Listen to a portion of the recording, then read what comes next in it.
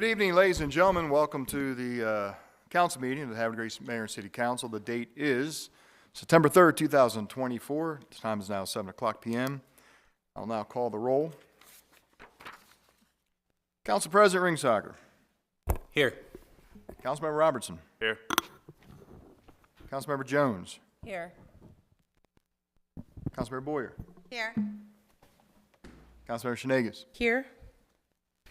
Councilmember Boger. Here. All council members are present and accounted for. Everybody please join me for the Pledge of Allegiance and opening prayer. I pledge allegiance To the flag of the United States of America and to the republic for which it stands, one nation, under God, indivisible, with liberty and justice for all. If I could ask everyone to kindly remain standing, as it's always a pleasure to invite Irmgard Brown of St. John's Episcopal Church up here. Irmgard, it's great to see you. Thank you for being here. Thank you, and greetings from St. John's Episcopal Church. Let us pray. Creator God, we thank you for your grace and goodness. May your face continually shine upon us so that your ways may be known in our community. We thank you for all of our civil servants. Thank you for their hard work and sacrifice. May you continually bless them. May you generously give to each of them wise and discerning hearts to skillfully govern the people in our city. In particular, give the mayor, city leaders, staff, and city council wisdom so that they may solve problems, distinguish between right and wrong, and bring order, stability, and prosperity to our community. May our community be known for its justice as well as its mercy. Let us be attentive to the cries of the poor. Let us share their burdens and come to their aid. May we treat the poor among us with mutual respect, fairness, and love. Let our love bring them hope, encouragement, and freedom. Let there be equality among us and equal application of the laws. Lastly, give the people in our community a spirit of unity so that we may work together for the good of our city. Give us humility and let all barriers, walls, strongholds, and divisions that threaten to separate us be healed through the presence of God and love. Amen. Irmgard, thank you so much. Please be seated.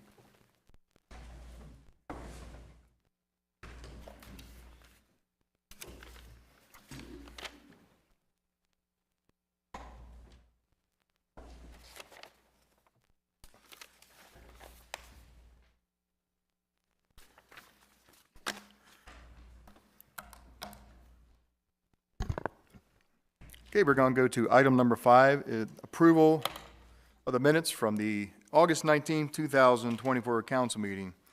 Council, do I have a motion to approve? So moved. Second.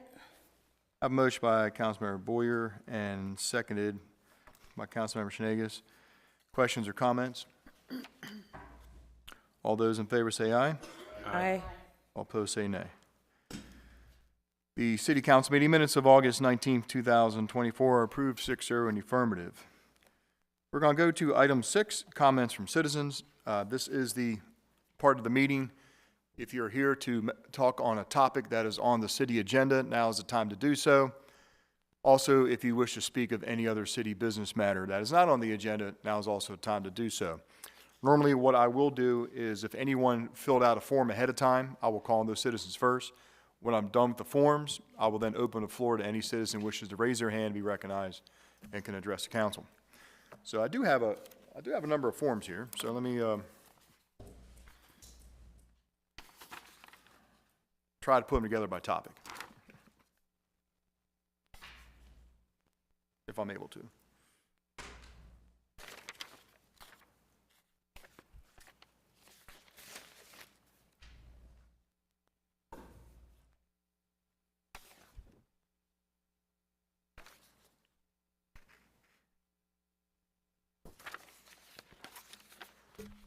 Okay, I'd like to call forward Irmgard Brown and Lori Gegenbach. All right, excellent, thank you, welcome. Maybe please have your name and address for the record, and Lori Gangenbach of St. John's Cupboard, 114 North Union Avenue, Havre de Grace, Maryland. welcome. Thank you. Good evening. I'm standing before the City Council to bring the forefront that more and more of our families and friends are struggling to put food on their tables and to keep a roof over their heads. Every month, we see an increase in the number of friends who cross our threshold on Friday mornings. We are blessed to live in a supportive and caring community. Numerous times, we have told the community of our needs for our shelves to be restocked. People from our town and as far away as the lower part of Maryland have stepped up to the plate, either with a monetary donation for us to purchase food or food drives and donations. We receive fresh produce during the summer months from our gardeners at the Heirloom Victory Garden. And once a month, we receive vegetables from the Maryland Food Bank, shared by Helping One Another, Inc. of Aberdeen. We receive weekly surplus goods from Wawa's, Redner's, ShopRite, Aldi's, Walmart, and Panera Bread. Along with once a month, we receive food from the Maryland Food Bank via the Havre Community Action Agency. Although this sounds like we're receiving an abundance of food, drive down Union Avenue on a Friday morning and you will see our line outside of St. John's. You will see the people lined up. The need is real. Again, we want to thank the City of Havre de Grace, who has supported us through grants, and the Havre de Grace Police Department for your support, along with everyone in our community for your ongoing support. If you'd like to make a donation of time, food, or money, please contact myself or Sheila McCutcheon at 410-939-2107, or you can connect with us on Facebook at the St. John's Cupboard. Thank you. Thank you very much. Thank you.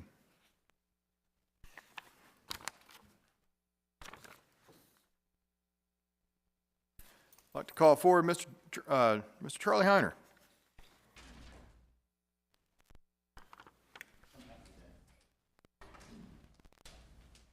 Good evening, Mr. Heiner, and welcome. Charles Heiner, 505 Congress Avenue, in reference to St. John's Towers. I'm the president of the board. So I'm sure everybody by this point knew what happened on a Thursday of last week, but I'm going to give you a brief summary. I want to say some thanks to a couple of people. I won't be long, I promise.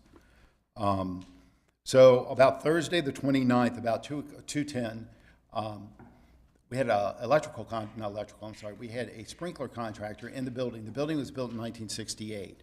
We were replacing, I couldn't tell you the size of the lines, but the valves are about yay.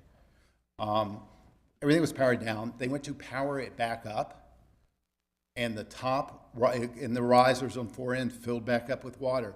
They didn't turn off, the valve unfortunately wasn't turned off and then it was an accident, and it flooded the 7th floor all the way down to the basement.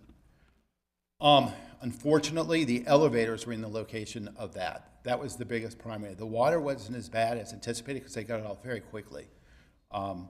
So, having said that, we were out front, and I'll thank multiple people, but what happened was we were debating back and forth, is it open, can it not be open? Well, obviously it could not be open, so we decided to close, shut down, evacuate the towers, move them. What happened was about 20 people got taken by Hartford Transit to the Salvation Army. At the Salvation Army, then Hartford County Emergency Services, plus the Red Cross, plus the Salvation Army got them the night at La Quinta in Aberdeen, and then Hartford Transportation that picked them up. I'm sorry, let's backtrack a little bit. Hartford County Transit picked them up, took them to the Salvation Army, took them to Aberdeen, and then picked them up the next day. So within a 24-hour period, we had the building inspector sign off on the building to say it was safe to return. We had already gotten a ServPro in there. The fans were running, as I know how we do. And they were back in that building before 3 o'clock the next day. So right now, one elevator is operational. The other one is still down. But as long as we have one operation, the building's in good stead. Let's just pray, hope, whatever, that we don't have issues with that. So they're working on the other elevator. So I really want to thank and it's a litany here. Harford County Emergency Services, Harford County Transit, the City of Havre, especially Patrick Seipel, that was out there the whole time, helped us organize it. The Havre Police, the Susquehanna Host Company, they transported 11 patients because of mobility issues out of the towers. They literally carried them out. Having a nice ambulance corps, the Salvation Army, the Red Cross, St. John's Towers and Commons staff, a really special thanks to Sherry Snyder, which is our executive director, for her leadership during this. She didn't panic, she was cool, everything. We worked together as a team, and so did all the staff. So we're very proud of them for that. St. John's board members, St. John's Episcopal Church. Bill Price came down and opened up the sanctuary in case any of the people, if it was too hot or they needed to be in air conditioning. All the residents for the cooperation when we, for mobilizing, actually evacuating the building, and then all the other organizations, individuals that I may not have mentioned, but they were all a vital part of the safety for the residents. So at this point, one of the things, I know it's an old adage, but I'll still say it. It always takes a village, but to make things happen. So on behalf of the board, I want to thank everyone, all the organizations and everything that made this happen, for the community support that made that happen in a 24-hour period and safeguarding our seniors. So if anybody has any questions, comments? Well, first of all, Mr. Heiner, I want to, this most unfortunate incident that displaced the residents of the tower and all that you and your team went through. But I want to, first of all, thank you for the great communication, the phone calls, everything you just summarized in your presentation just there, with all the help and the assistance from different levels of government and different parts of the community. This shows how Havre Grace comes together when there's a unfortunate event like that. So I thank you for mentioning everybody's name. That's very kind of you. But again, I know that got thrown at you, and it really threw a curveball at your week and everybody else. But thanks for all you do, Mr. Heiner, and a great team of people. And if there's anything else we can do to help you, just let us know. Does any council members have any comments or questions? Okay, well, Mr. Heiner, thank you very much for being here this evening. Guys. We appreciate the update. Thank you.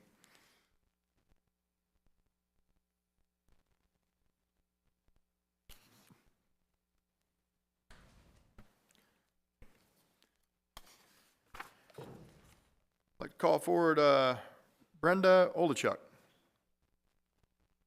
I say your last name correctly? All right, okay. Thank you for attempting. All right. People don't even attempt, they just say Brenda O. Well, I'm cheating because I used to work, the guidance counselor name, last name's Olachuk. So Oh, okay. I say it Olez it's not like I Chuck, sounded but it out. I just kind of knew. Anyway, but welcome to the council meeting. Maybe please have your name and address for the record. Sure, my name is Brenda Olezchuk, and I'm at 904 Eugene Drive in Welcome. Meadowvale in Havre de Grace. Thank you for letting me speak. This is the first time I've spoken, so I apologize because I'm a little nervous. But I'm really concerned about the neighborhood safety. There have been several cars flying down Eugene Drive, and the stop sign at Byrne and Eugene is very often not even negotiated. People don't stop there, and I want to put out a sign that says it's a law, it's not a suggestion. You know, I've seen buses, I've seen postal drivers go through it, where they just tap on the brakes, they look, and they're like, oh yeah, we can go. But there are so many more children in the neighborhood right now. I don't have any little children. My boys are much bigger.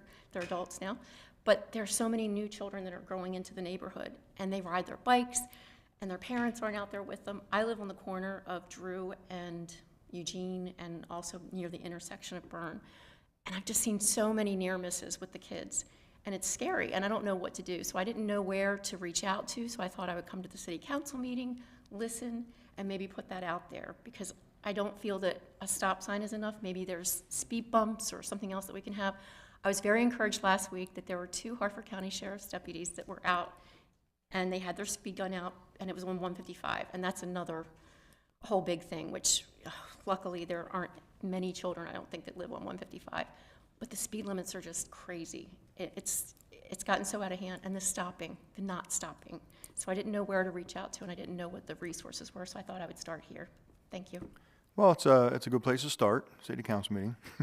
No problem. Well, we appreciate, every once in a while, I've seen in my time in office, just spurts of speeding or people going through stop signs, different parts.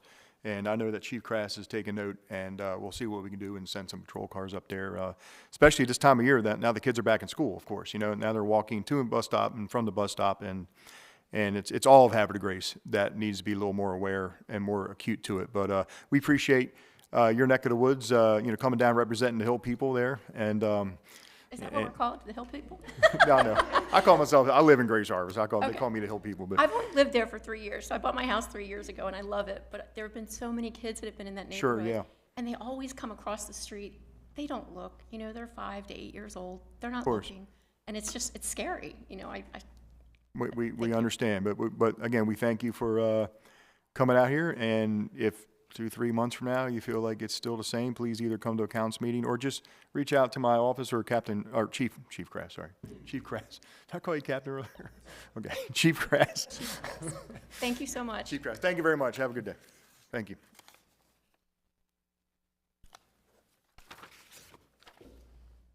I apologize for calling you Captain Crass all the time. I mean that. I know.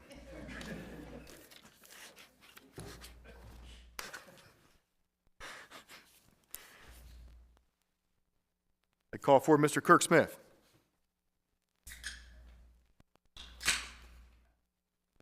Good evening, Mr. Smith. Welcome.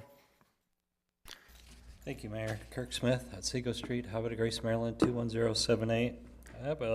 I think I asked this 4 years ago, and I'm going to ask it again now that there's a resolution for the single concept plan, which is spectacular, by the way.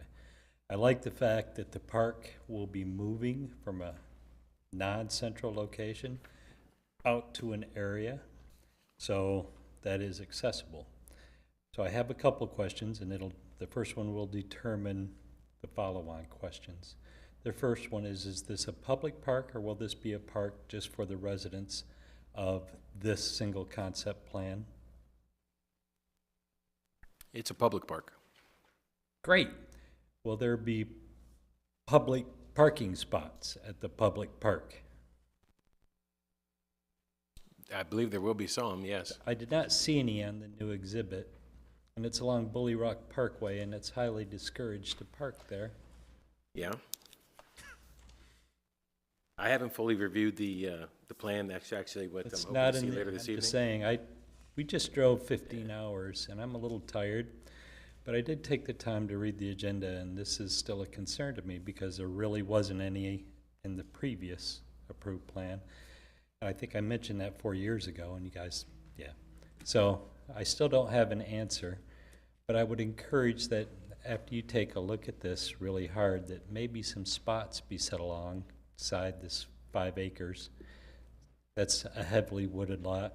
And yeah, I like to be in the woods. I like to be in public woods. I like to forage mushrooms and other wild edibles in our community. So I'm sorry if I'm brief, but I'm very tired. And thank you for the submarine hat. It was great, and I was laughing in the Upper Peninsula of Michigan. Thank you. That is all. Thank you, Mr. Smith.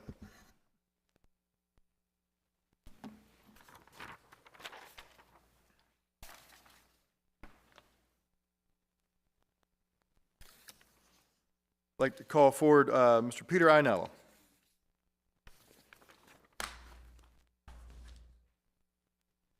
Good evening, Mr. Ainello, and welcome. Good evening, Mr. Mayor, Honorable Mayor, and esteemed body. Please excuse me because I am also a little tired traveling and things.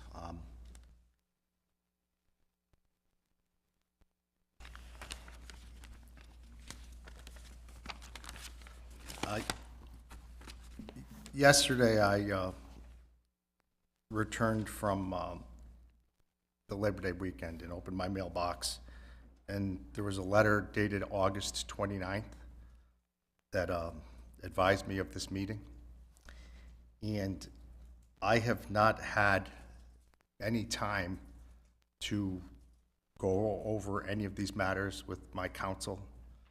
I had a minimal opportunity to receive some comments back from our engineer. I asked him if he could attend tonight's meeting and unfortunately, he had a scheduling conflict. So rather than go into any details with this esteemed body, and also I have great respect for the developers that are trying to move their project forward, I would say to you that it's important to understand this single concept plan. It is a contract. There are 4 signatures to the contract, and what's been proposed is a change to the single concept plan, of which I'm a signator, my family. And to engage the other developers in what might be ultimately another location for the park is something that we're very willing to do. That we have not been afforded that opportunity. If we were afforded that opportunity, we have a spectacular piece of property that has the highest elevation. And I would actually even engage the developers, all of them, and say, why not consider making Mount Felix the Central Park, right? When you consider cities, the most significant assets that cities often have is really the public space, right? Central Park, New York City, the Boston Commons, Tidings Park here in Havre de Grace. In fact, Tidings Park in Havre de Grace is such a significant resource that when the single concept plan was put together, it actually makes reference to another body of legislation. That body of legislation is AR 277. And AR 277 says, under the annexation resolution, the 5-acre park is to be akin to Tidings Park, meaning 5 good acres of recreational area.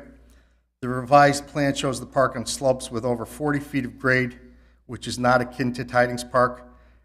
Relocating the park away from the location that the parties to the contract agreed to it's not only a significant change in the contract that the parties are bound to, but actually the future use, as was contemplated under AR 277. I don't know how many pickleball courts you're going to get on a 40-foot slope, right? In addition, the proposed plan actually eliminates all public access to the public road that had connectivity to the Mount Felix property in the single concept plan. So my final comments, I love the opening prayer. It said unity, moving forward. So what I would ask this esteemed body to do is, if the developers of the adjacent property are actually interested in having a discussion on creating another space for the park, I would appreciate that opportunity, and let's make it a great park. You know, so in conclusion and in summary, moving this forward, I believe it would be fair for our interests to also have an opportunity to have legal consultation and engineering consultation, so we could, if we needed to have a deeper discussion with City Council, then I would have proper representation. And lastly, think of Swan Harbor. Think of how that is a magnet for Hartford County. There's a tremendous opportunity here for this city and the adjacent developers to look at the incredible asset that is within our reach to make this a spectacular park that we can all be proud of, a legacy that this body would move on for many, many generations to come. Thank you. Thank you very much, Mr. Arnello.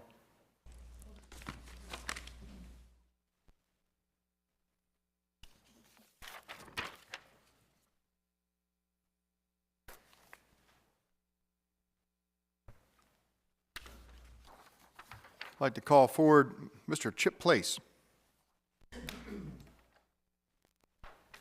Good evening, Mr. Place, and welcome. May you please have your address for the record. Thank you, Mayor, City Council members, senior staff. My name is Chip Place, 301 Cigar Loop. I'm also here to speak about the single concept plan for the Greater Scion Hill. And may I ask a procedural question here? Will you be entertaining comments from others outside the public comment period here today? What do you mean? Well, we're in public comment period right now. This item comes up on the agenda later on. Will you be hearing from other people during the agenda item as opposed to just during public comment right now? Usually we just hear through public comment, but if the council has any questions for the people that previously spoke or were presented, they can ask those people to come up to the podium and explain. All right. Well, if I would just request to reserve time if there's comments by others regarding this proposal. You know, as a member of the Planning Commission, I followed the proposal for Scion Hill very closely, and I think it's certainly one of the most important land use matters before the city right now, that and the rezoning of the hospital downtown. So it's very important. It's a beautiful site. It's a critical site, as the resolution recites, and as Mr. Iannella recited. This is a very complicated process, too. It involves 4 different landowners: the Greens, Iannella, the new recent owners of the Scion Hill Historic Site, and the Patron family. And it's been subject of the annexation resolution. It's been subject of a concept plan. And through that process, new zoning was adopted up there, the RB zoning, which is the densest zoning in the city. That's the zoning for downtown. And there was very little asked of the landowners in return for that, the value that that zoning creates. One was to create this park. The other, there was a road system involved. There was recognition of the historic sites up there, both Mount Felix and more formally Scion Hill. So very, you know, a lot of density, a lot of value to the landowners, not much asked in return. And so far as the process has evolved, we've seen through the land use applications, all the density is there, but the amenities seem to be slipping away, and the concept plan seems to be slipping away. So I gave you written comments last night, but let me go over them real quickly. One, just what was in the documents today in the agenda items, the drawing's just not legible. So it's very hard to expect meaningful public comment when you can't even read the drawings, and that's critical. Secondly, the drawing that was submitted really only applies to the proposed legacy development. Now, the legacy development is just one of the subdivisions up there, and it's only part of the green property that's part of this single concept plan. What it doesn't show is the other green property that was already approved for subdivision and is under construction up there, the Scion Hill subdivision. It doesn't include Mr. Iannolla's property, which they submitted a sketch plan last spring for, I believe, 146 total units. The other green subdivision's 144 units. And all this is part of, in addition to the historic site and the Patron property, all of this is part of the single concept plan. So if you're going to entertain a proposal to amend the single concept plan, say to change the location of the park, you really should be evaluating it in the full context of what's up there. And of course, all the landowners who signed on to the single concept plan have to be a party of this.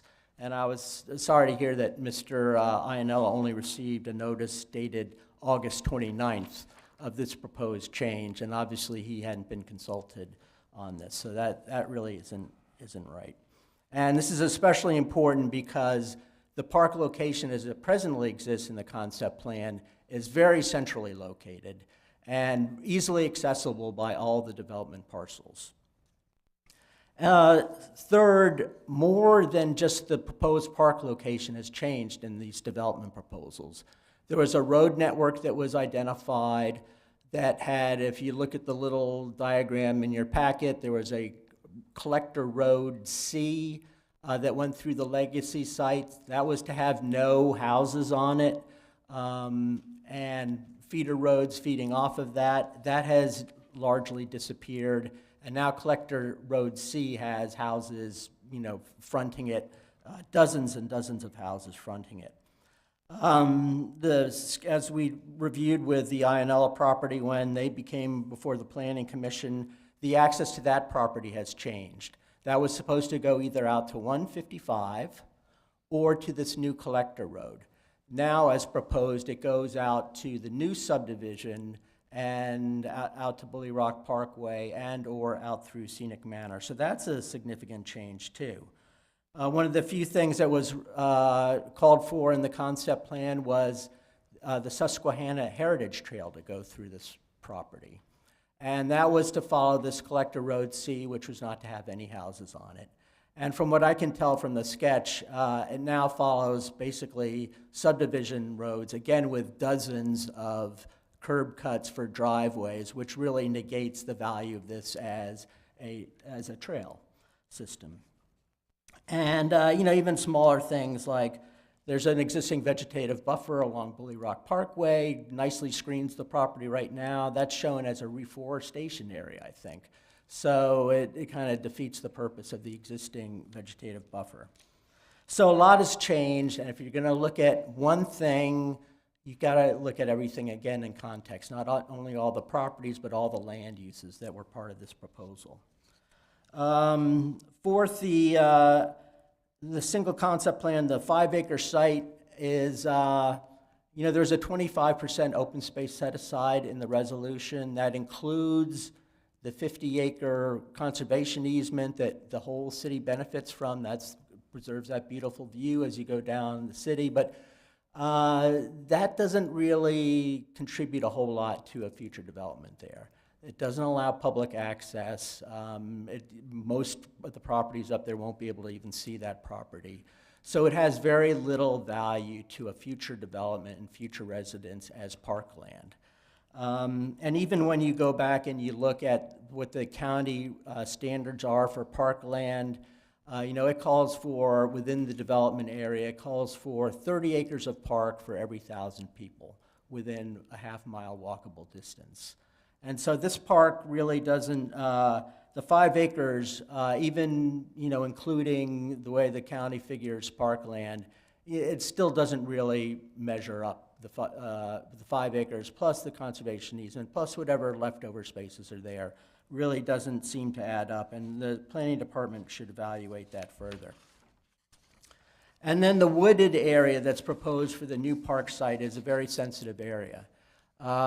It's part of a mature forest area. As you go through there, if you go up to the part, you see the whole swath of forest area there. It adjoins the tributary to Gashies Creek. It has specimen trees on it. It's the kind of forested area that should be preserved anyway under our forest conservation laws and under our landscaping sustainable code too. So it's good that the landowners are recognizing that it's important to save that, but it's not the same as having a park in the center of the site that can be actively used by all the residents. And by the way, it's as far away as it could possibly be from the new residents in the full concept plan. So finally, I know this is eligible for, the proposed resolution is eligible for adoption tonight. I would strongly urge you not to pursue that course. It's a very complicated matter. I believe under the annexation law, I don't see any avenue for an amendment under the annexation law. It should really be presented as a new annexation proposal and go through the process that's in Chapter 20 of the code.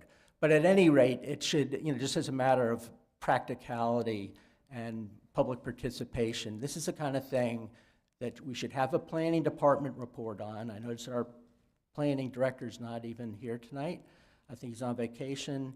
It should go back to the planning commission for recommendations. The city council should hold a public hearing on this so that, you know, the full community has a chance to participate in this. So, you know, there's a lot of things that can happen well up at Scion Hill. There's a lot of things a lot of opportunities could be seriously missed here too. So I urge you all to take the time to consider this carefully. Thank you. Thank you, Mr. Police.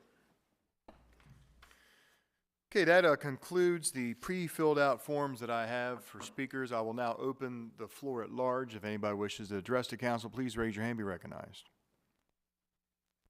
Yes, sir. Good evening and welcome to the meeting. May we please have your name and address for the record. Good evening. My name is Eric McLaughlin. I'm an attorney with Pest and Cats Law. Welcome, My sir. address is 4690 Millennium Drive in Belcamp. Welcome. 21017. Thank you. And thank you for the opportunity to address the proposed resolution. I'm here on behalf of the Green family.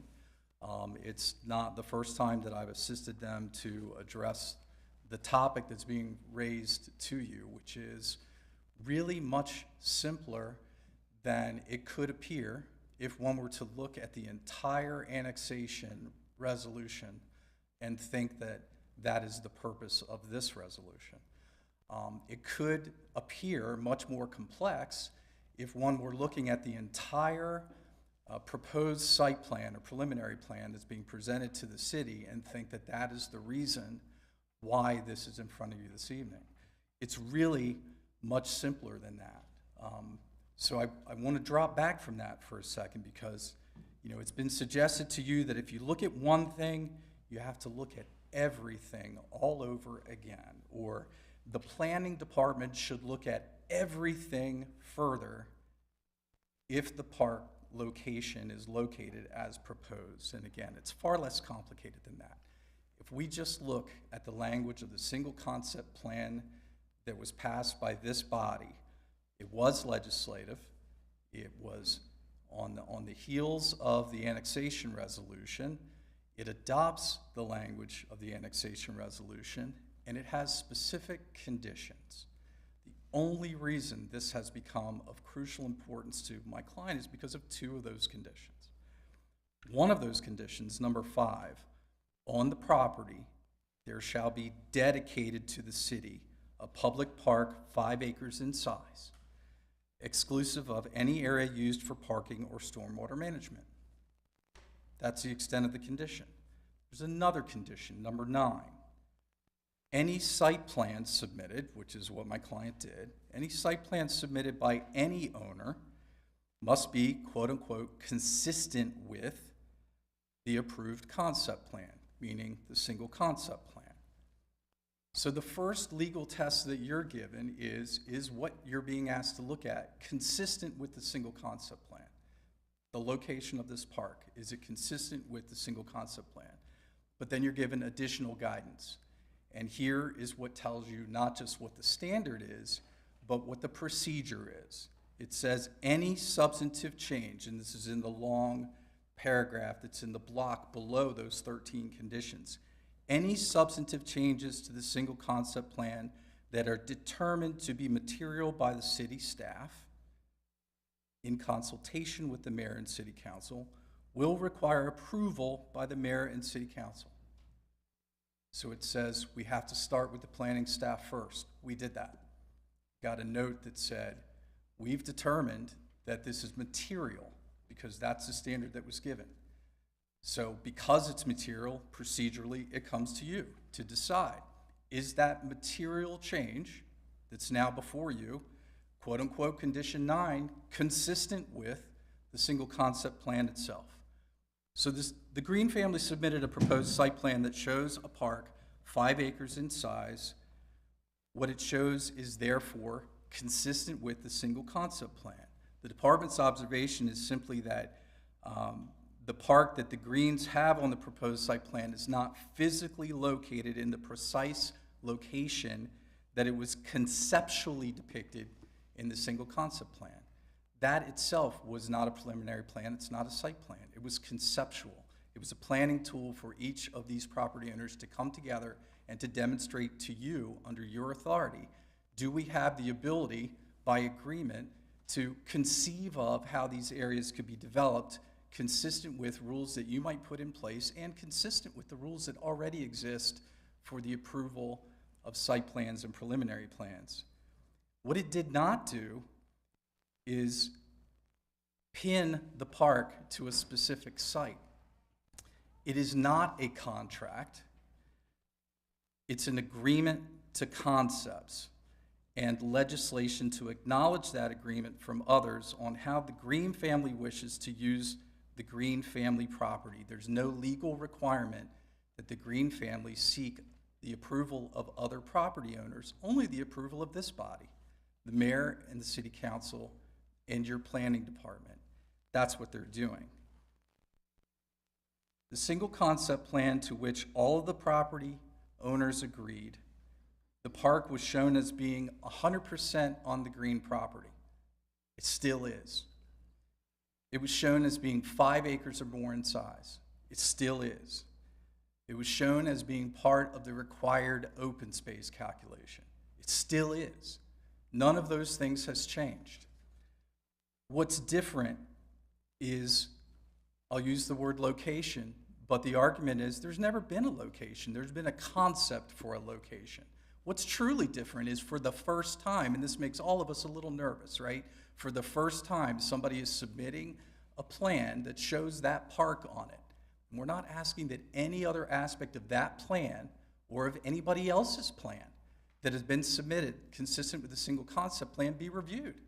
The only question in this resolution is it consistent with the single concept plan that that park not be located in the place where the old buildings are, and instead be in a place where it will preserve and be more environmentally sensitive? It's still 100% green property. It's proposed with engineering purposes in mind, engineering feedback that was received from the city itself, such as the need to be environmentally conservative and to preserve specimen trees. That's absolutely true. So if you therefore decide that this is a material change, at a minimum, we suggest it's a change for the positive. It's a conceptual way to obligate these property owners to show by their terms how they could accomplish planning requirements. The concept plan, though, and what's been suggested to you, is that things stick once they're shown there.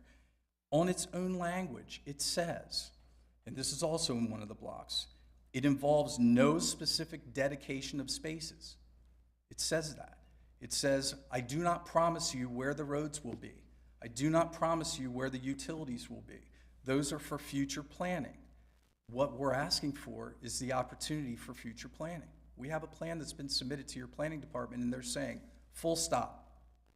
We can't move forward until the mayor and the city council tell us that what you're submitting, this material change, is consistent with the single concept plan. And once you do, we're going to be subject to every and each and all aspects of the rest of your planning code that governs the city. We're just asking for that opportunity. So thank you for considering the resolution for us. Thank you, sir.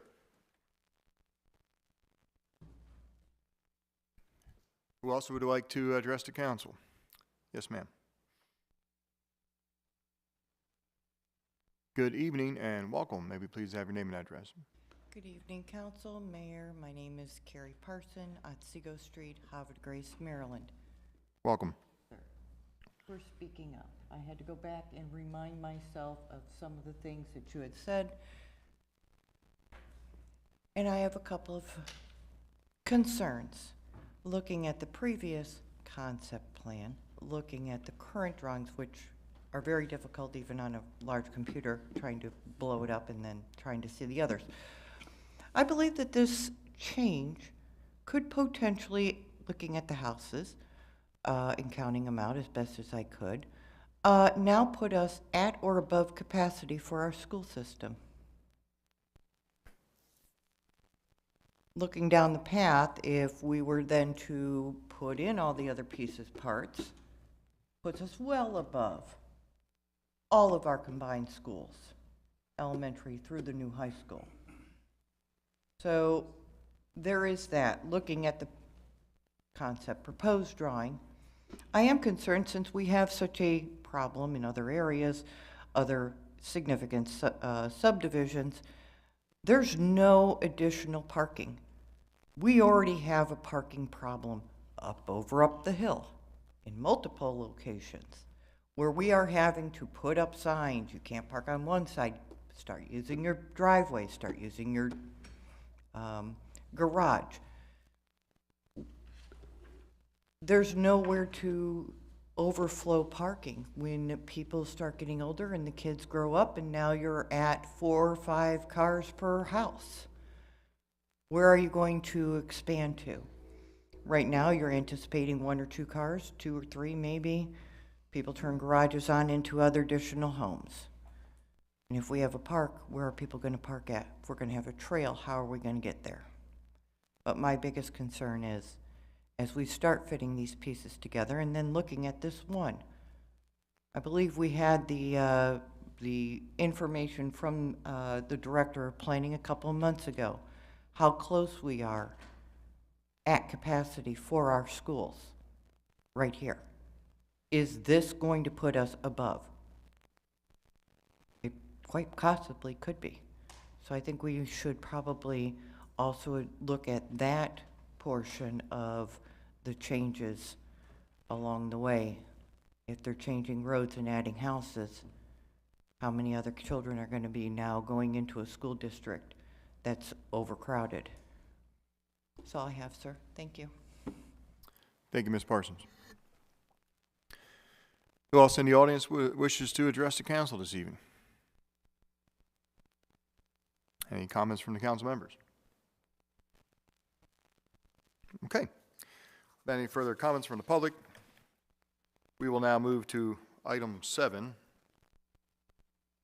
which is appointments. This evening we have 2 appointments. We have a reappointment to the Economic Development Advisory Board, and then we have a appointment to the Marina Commission. We'll start with item A. Councilmember Robertson. Thank you, Mr. Mayor. Mr. Mayor, fellow council members, I move to approve the reappointment of Dan Wusenich to the Economic Development Advisory Board. Second. Council, I have a motion by Councilmember Robertson, a second by the Council President. This is for the reappointment of Mr. Dan Wusenich to the Economic Development Advisory Board. Questions or comments? All those in favor say aye. Aye. All opposed say nay. The reappointment of Mr. Wusenich is carried, or is approved, 6-0 in the affirmative. Item B, Councilmember Schneges. Thank you, Mayor, Council. I move to appoint David Wilson to the Marina Commission. Second. I have a motion by Councilmember Schneges, second by Councilmember Jones. This is for the appointment of Mr. David Wilson to the Marina Commission. Questions or comments? All those in favor say aye. Aye. All opposed say nay.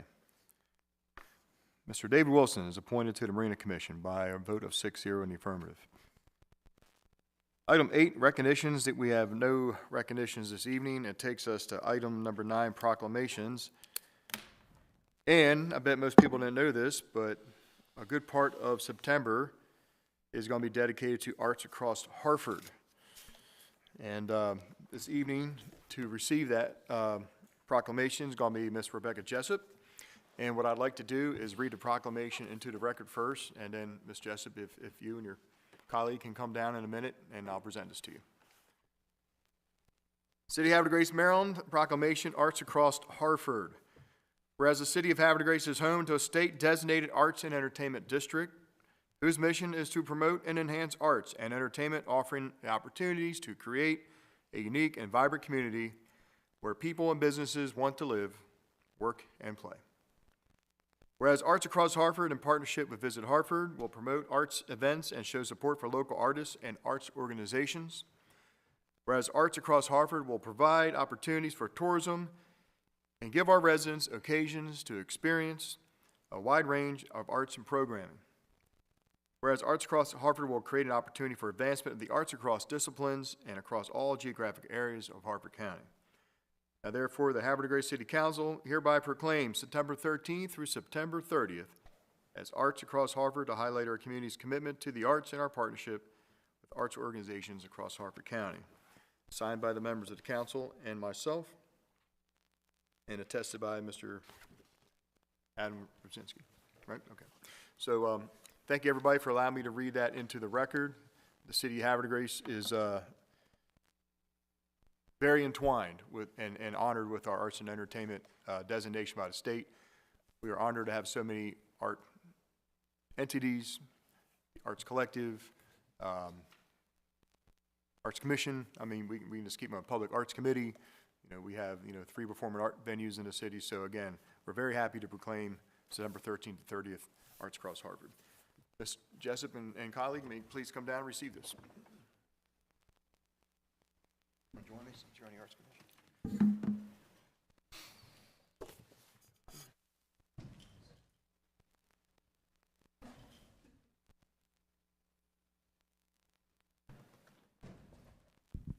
Thank you. Good evening. Jimmy. Good to see you. Good to see you, absolutely. Yes. Yes, absolutely, absolutely. Thank you very much. Thanks for receiving this, and this is Councilmember Jones, who is a liaison to the city's Art Commission. So I asked her to join us, and so I hereby present this to you, on behalf of the city, if you will accept it. So thank you for being here for that. Did you have any words to say about Arts Across Hartford? Harford County has become a major magnet for the arts, and it was time that everybody got together and showed the rest of the region, the Maryland, the region, that what we have to offer and to bring people here. So it's a very, it's a new kind of idea, and we're very proud of it. Well, again, thank you very much for being here this evening. I appreciate your time. Thank you very much. And Ms. Jessup, thank you again. Always good to see you. Thanks for receiving that. And appreciate it, everybody. Betcha. Have a great evening. Thank you.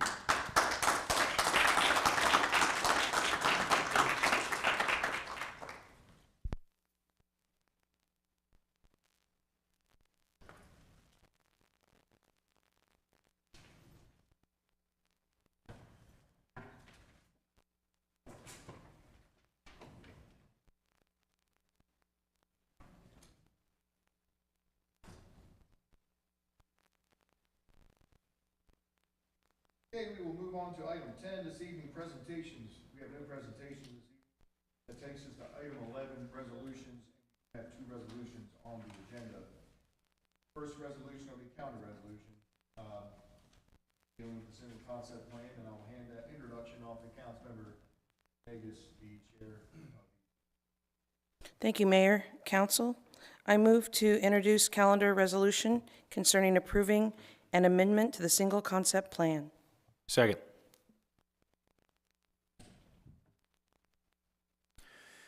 Council, I have a motion by Councilmember Shenagus, seconded by the Council President. This is a motion to introduce a resolution. Questions or comments on the introduction of the resolution? All those in favor say aye. Good? Okay. All those in favor say aye. Aye. All opposed say nay. Motion to introduce resolution carries 6-0 in the affirmative. Council, this is going to be resolution 2024-18, 2024-18.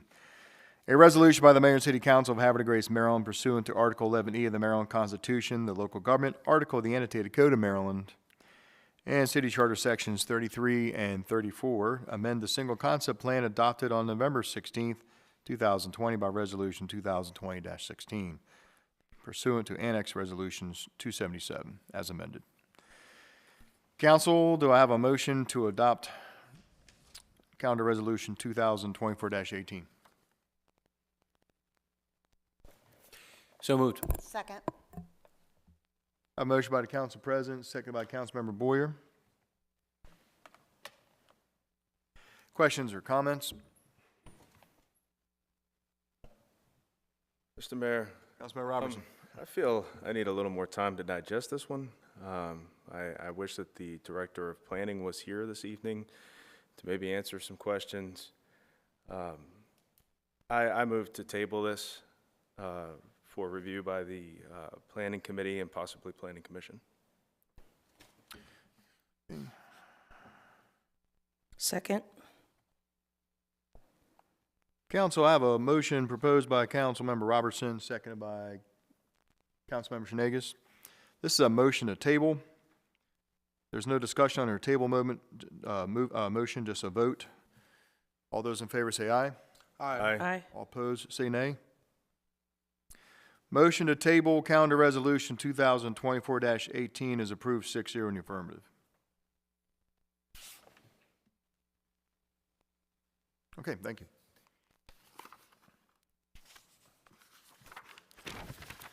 Item B, calendar resolution approving a license agreement, and I'm going to hand that off once again to the Chair of the Planning Committee, Councilmember Shenegis. Thank you, Mayor and Council. I move to introduce calendar resolution concerning approving a license agreement for a replacement sign at 349 Fountain Street. Council, I have a motion by Councilmember Shenegis. Do I have a second? Second. Seconded by Councilmember Boker.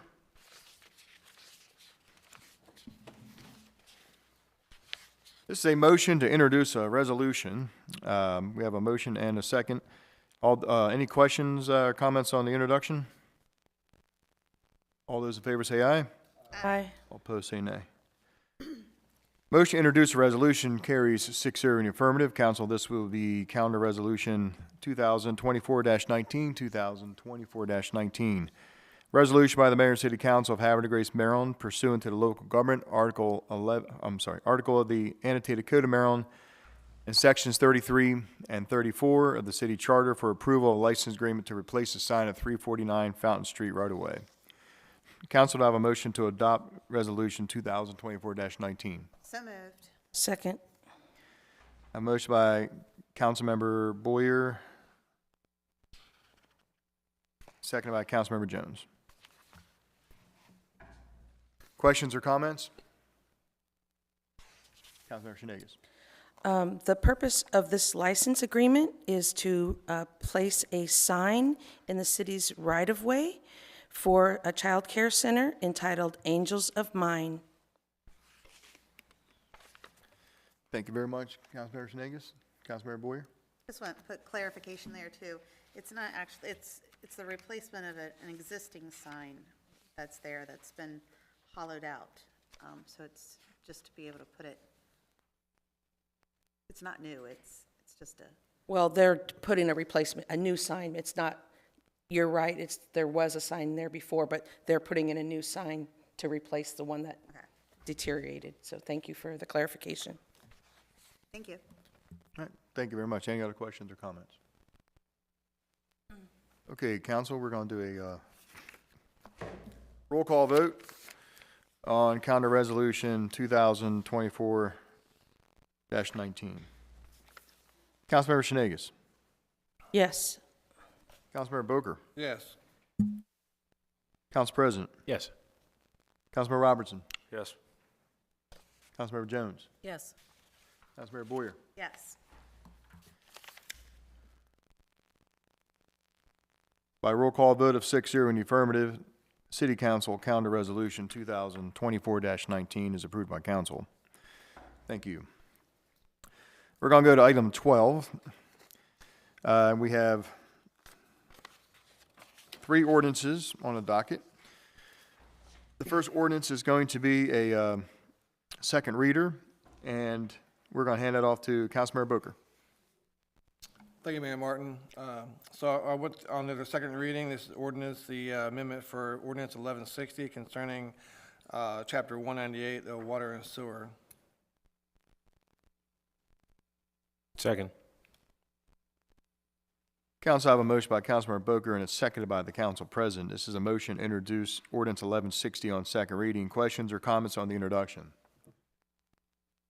All those in favor say aye. Aye. All opposed say nay. Ordinance 1160 is concerning amending Chapter 198 of Water and Sewer. It's an ordinance by the Mayor and City Council of Havre de Grace, Maryland, adopted pursuant to the authority of Article 11E of the Maryland Constitution and the Local Government Article of the Annotated Code of Maryland, Sections 33 and 34 of the Havre de Grace City Charter to amend City Code Chapter 198 Water and Sewer. Council, do I have a motion to adopt 1160 on second reading? So moved?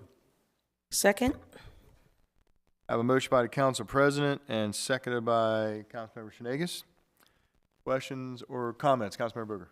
So, thanks, Mayor Martin. So, upon reading this, chapter 198, and going through some conversations with the Water and Sewer Department, we're looking at, I want to go and keep the proposal intact, the write-up for 198-5, but have it moved to 198-4F, right? And the 198-5 remain unchanged from the current code. So my amendment would say that I amend the motion to recommend that the proposed write-up for 195 be moved to 198-4, and the code of 198-5 and the prorated uses bills be left unchanged. 198-5 retains the right to, for the billing service. And then, of course, for the payment plan would be going into 198-4. All right, Council President, did you understand Councilmember Berger's amendment? I did. It retains it does retain the structure to grant citizens relief under emergency. So there's absolutely no change there. We're just rearranging things a little bit to not change the first ordinance that was in place, whereas it laid out the grounds for the billing procedure. So Gotcha. we're just moving it down. All right, thank you, Councilmember Berger. Give me 1 second. There's quite a bit of writing there, so, but I can offer up that in writing. That's good. Excuse me, Mayor, if I interject. He's correct in terms of the change. In terms of proration, the Department of Finance, on occasion, time to time, do a prorated, where there's change in title in terms of ownership. So we update in terms of the billing, in terms for the old owner and the new owner.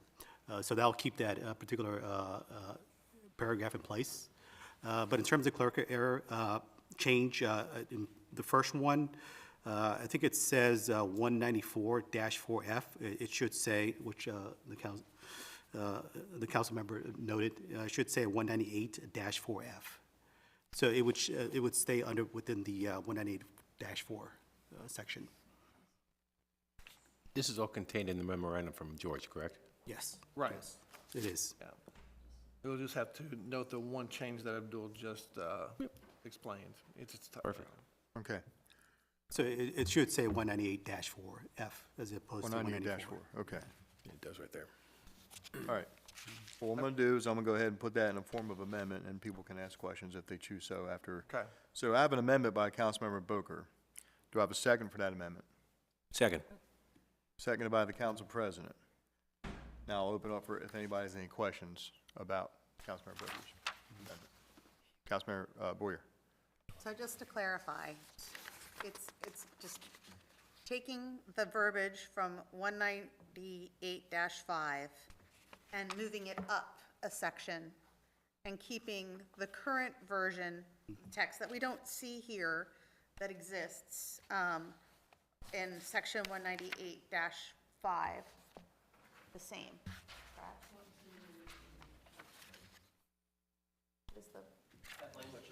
Yeah. Is on the next page? So the prior one had it in bold, and that was for deletion.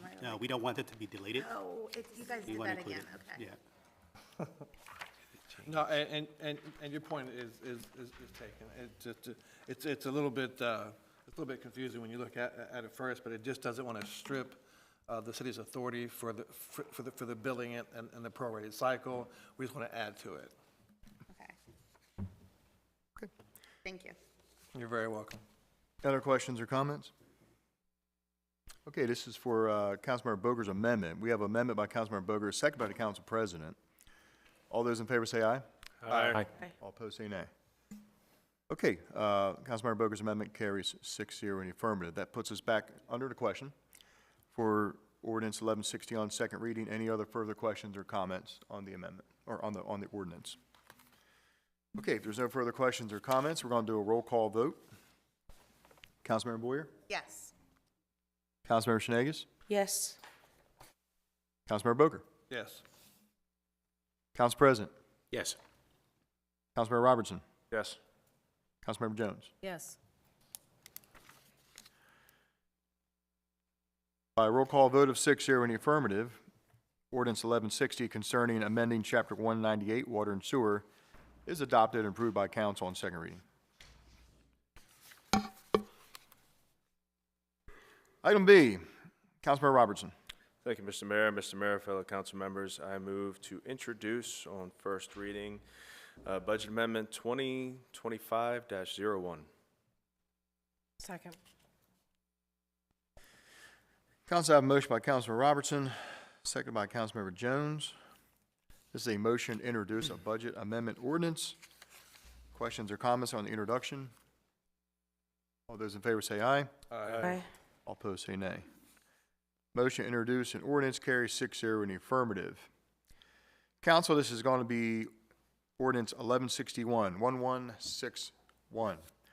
ordinance by the Mayor and City Council of Havre de Grace by the authority of Article 11E of the Maryland Constitution, the local government article of the annotated code of Maryland, and sections 37 of the Havre de Grace City Charter, for the purpose of amending the city budget for fiscal year 2025 to address the reallocations of funds for the city of Havre de Grace for fiscal year 2025.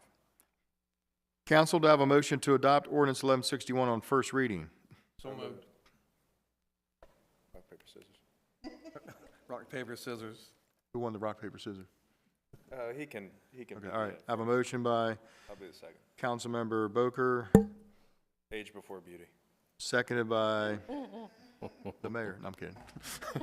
Seconded by Councilmember Robertson. Questions or comments on the budget amendment? Councilmember Robertson. Thank you, Mr. Mayor.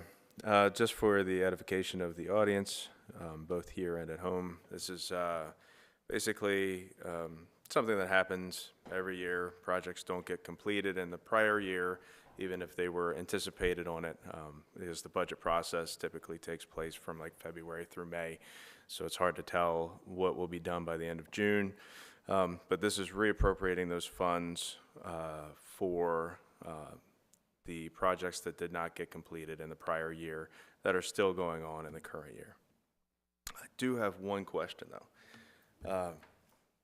Chief Abdul, I probably should have hit you up sooner about this, but just reviewing the transfers reminded me. When can we expect to know what the beginning of year fund balance actual is for general fund? As you know, in terms of the financial audit, it's well underway. So we did have auditors do the field works last week. They've extended due to some family emergency, so they'll be coming back this week, Wednesday and Thursday. But once they had a chance to wrap up and they agree in terms of financials, what we booked for FY24 is sound. We'll start determining the beginning balances.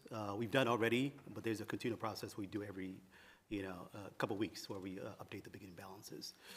So those changes are ongoing, but once we have a final definitive answer with the auditors, and this is all we need to book, and they're confident in terms of the financial statements, we'll provide the council, the mayor and the council in terms of what the balance will be. So we can, incorporate it into our fiscal 25 financial information. All right. Thanks, sir. Nothing further, Mr. Mayor. Thank you, Councilmember Robertson. Any other questions or comments? I do have some slight corrections in terms of the First Amendment. So in terms of just in the memorandum, General Fund 1, this is the 1, 2, 3, 4, the fifth paragraph. The following 6 projects totaling $459,400. That should say $469,000 in terms of the, so slight correction on that part. In terms of the Second Amendment, there needs to be a correction in terms of the expenditure account, in terms of the memorandum, and also in terms of the breakdown of the revenues expenditures. So this is in terms of the first, second, third, fourth paragraph. It should say expenditure account 01-11112, 6137. Currently, it says 3137, so that should be updated. And it should also be updated in the breakdown of the revenues and expenditures breakdown. So basically, this last page. All right, that's for the second budget amendment for the police. This is, right. Yeah, when we get to that, Oh, I'm make sorry, a have motion I- to accept your amendments, and if you could just provide that in writing to legal, I'd appreciate that upon approval. And then for the first budget amendment, it should be 495000, correct? I'm sorry, what was that again? For the first budget amendment, the total, I've got to get back there now, for the general So fund. that should be 469,000. 469,000. Yeah, All right. 469,000. So I move to make the amendment as suggested by our Director of Finance.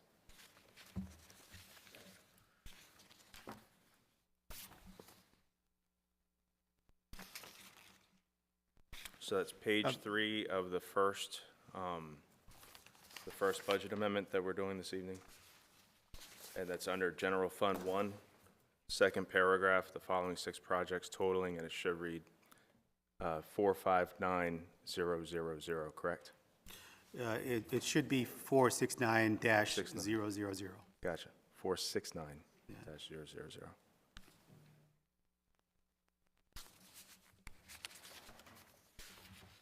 But in terms of the last page, the numbers is the 46900 that we're talking about. Hold on one second. So it's in the body of the paragraph? Page 3? 3? Oh, I got you. 469, you said? Correct, 469-000. Okay, got you. Okay. Do I see that? We have a motion by Councilmember Robertson on the amendment of the amount, second by the Council President. All in favor, say aye. Aye. Aye. All opposed, say nay. The amendment to the budget ordinance is carried, 6-0 in the affirmative. We're back under the question of the ordinance. Any other further questions? Okay, this is ordinance 1161. I have a motion to adopt by Councilmember Bogert, seconded by Councilmember Robertson. I'm gonna do a roll call on the vote. This is the first reading. Councilmember Jones. Yes. Councilmember Boyer. Yes. Councilmember Shenango. Yes. Councilmember Boger. Yes. Council President. Yes. Councilmember Robertson. Yes. A roll call vote of 6-0 in the affirmative. Ordinance 1161 is adopted by council on first reading. Council President, public hearing. 16th? Yeah, public hearing at the next council meeting, which will be November 16th. September. Was that? September. Oh, did I say November? Okay, sorry about that. Been a long day. September 16th at 7 o'clock, preceding council meeting. Thank you. And we're going to go right back to Councilmember Robertson for item C, a second budget amendment. Sir? Thank you, Mr. Mayor. Mr. Mayor, fellow council members, I move to approve budget amendment, or I move to introduce on first reading, budget amendment 2025-02. Second? I have a motion by Councilmember Robertson and seconded by Councilmember Shenango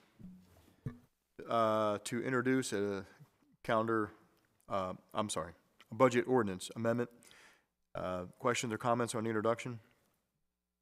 All those in favor say aye. Aye. All opposed say nay.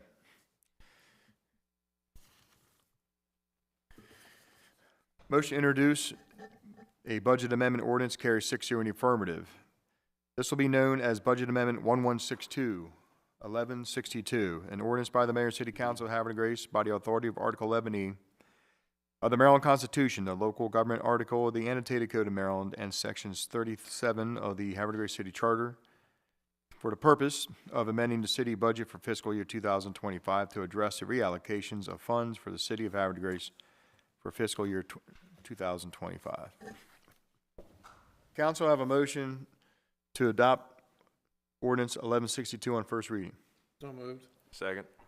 I have a motion by Councilmember Booker, second by Councilmember Robertson. Questions or comments? Councilmember Robertson. Thank you, Mr. Mayor.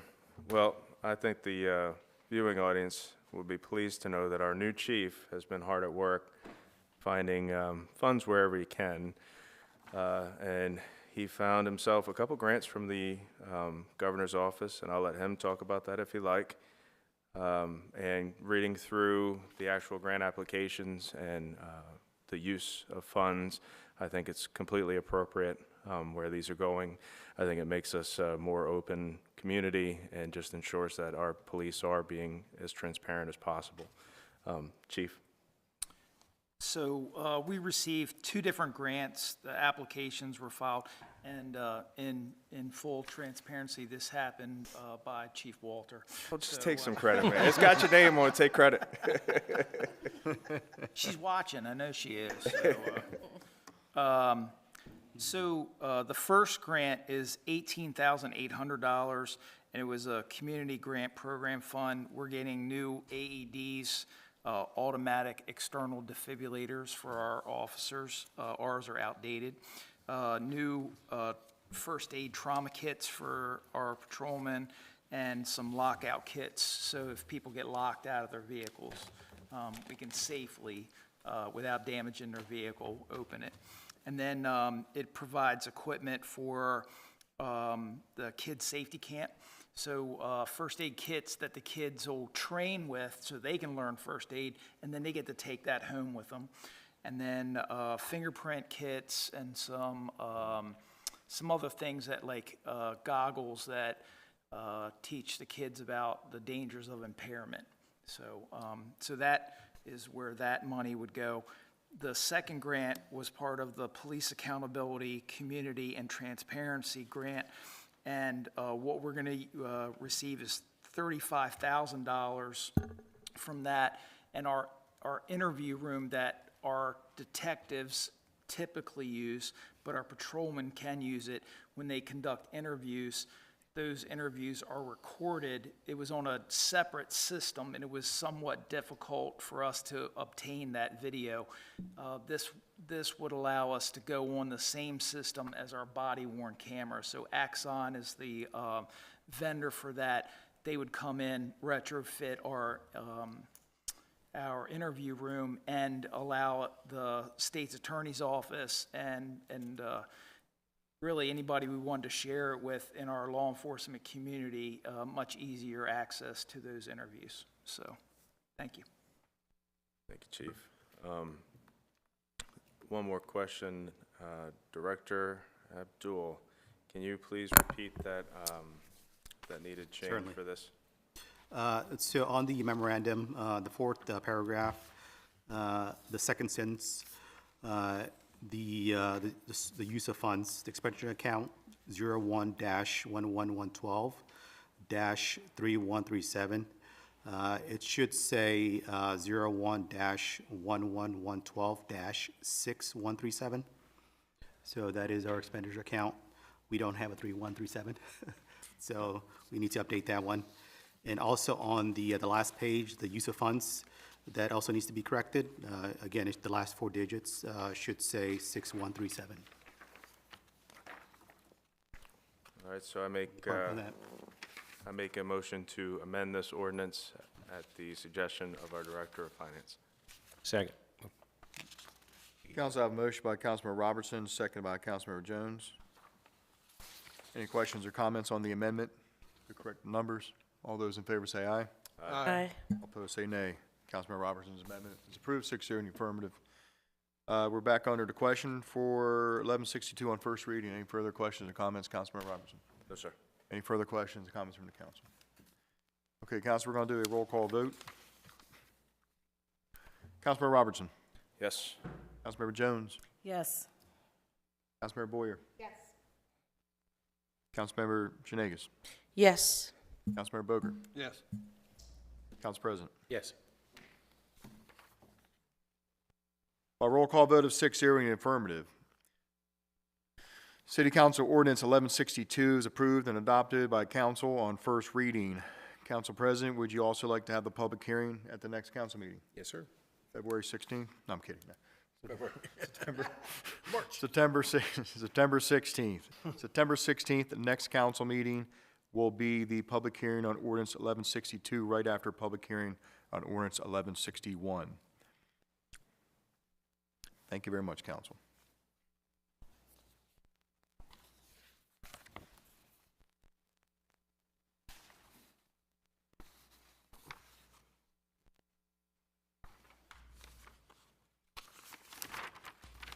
Okay, we're going to go to item 13 on this evening's agenda. Is old business. This evening we have no old business.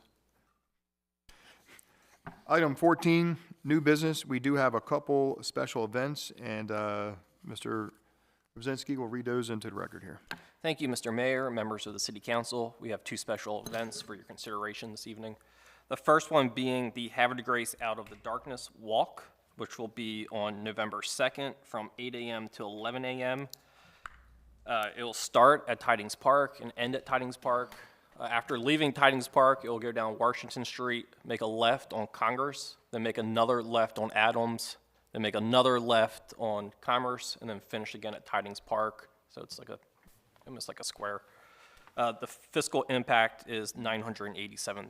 The second event we have for your consideration this evening is the Candlelight Tour, sponsored by the Lock House Museum. This will be on December 14th between 4 p.m. and 8 p.m., and it does not have any fiscal impact to the city. And that's all we have. Thank you, sir. Appreciate it. Council President, would you like to do this as a consent vote or individual? A consent vote, absolutely. I don't think there's anything controversial. Okay. Council, do I have a motion to approve the events? So moved. Second. Motion by Councilmember Boker, second by the Council President. Questions or comments? All those in favor say aye. Aye. All opposed say nay. Motion to approve the events carries 6-0 in the affirmative. Thank you very much, Council.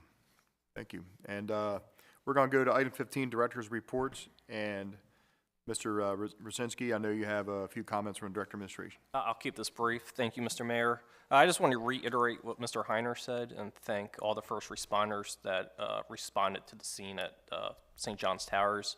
I also want to thank EJ's staff, especially Mr. Underwood, and also Patrick Seipold, who was there helping to lead that matter. So this Friday is First Fridays in Havre de Grace, as I'm sure you're all aware. And I just want to note that it will end at 8:30 this year, or this month, which is a slight time difference.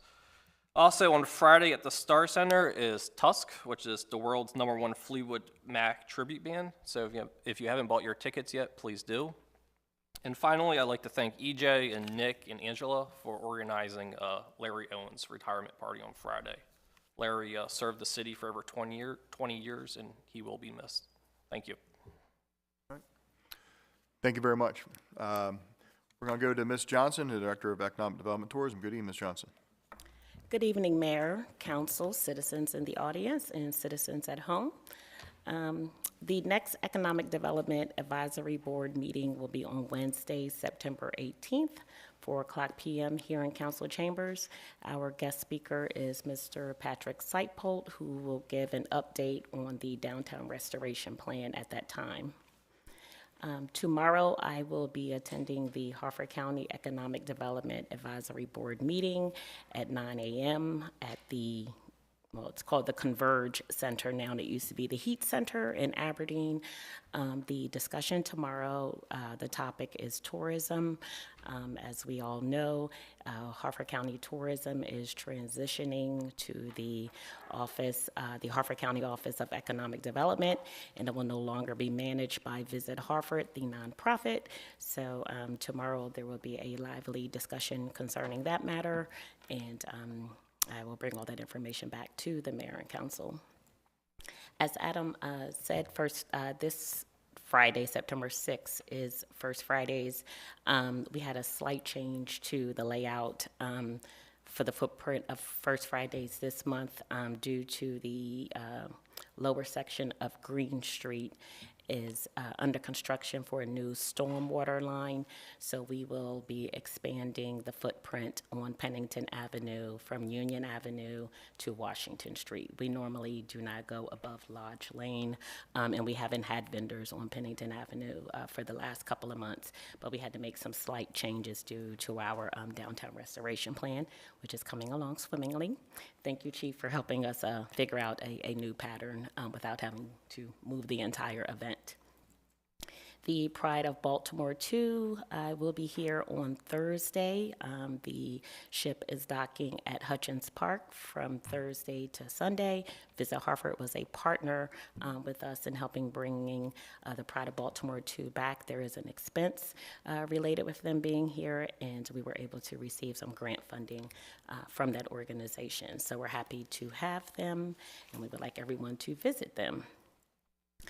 Arts Across Hartford. So, Mayor, that was wonderful, given the proclamation. The City of Havre de Grace is participating. Of course we are participating. So we will have our self-guided walking tours during that time to see our outdoor art and murals. And we also have listed on our website, explorehavredegracemd.com, as well as our Facebook page, all of the events at the Star Center and other related art activities taking place in the city. There are too many to name, but we are very much a part of that event. And that pretty much concludes my report for this evening, unless there are any questions. Councilors, any questions for Ms. Johnson? Councilmember Boyer. Will the Pride of Baltimore be participating in the sailboat races? No, that's a separate, that would be separate, Councilmember Okay, Boyer. thank you. You're welcome. Thank you. Any other questions or comments? Thank you very much, Ms. Johnson. And update from our Deputy Director of Finance. Good evening. Thank you, Mayor. Good evening. Council members, citizens, Havre de Grace. As indicated, the financial audit is underway. Our auditors are continuing to review our records. They extended the audit field work to this week. They'll be appearing on Wednesday and Thursdays. But apart from that, in terms of our financial condition for fiscal year 2024, the general fund revenues, expenditures are both up. Revenues are up $471,000. Expenditures are up $835,000. In terms of the fund balance, it's currently standing at $2,205,000. In terms of our other major fund, water and sewer, revenues and expenditures are both up. In terms of the revenue side, it is up $111,000. Expenditures are up $890,000.